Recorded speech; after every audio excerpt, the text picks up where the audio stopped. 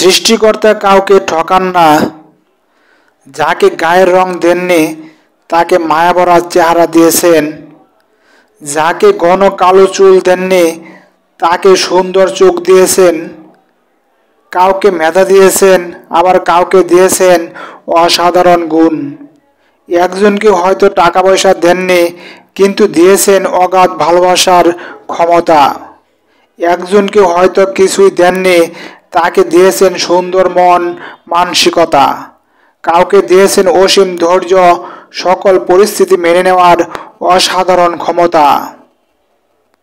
আবার কাউকে কিছুই না দিয়ে দিয়েছেন মানসিক শান্তি।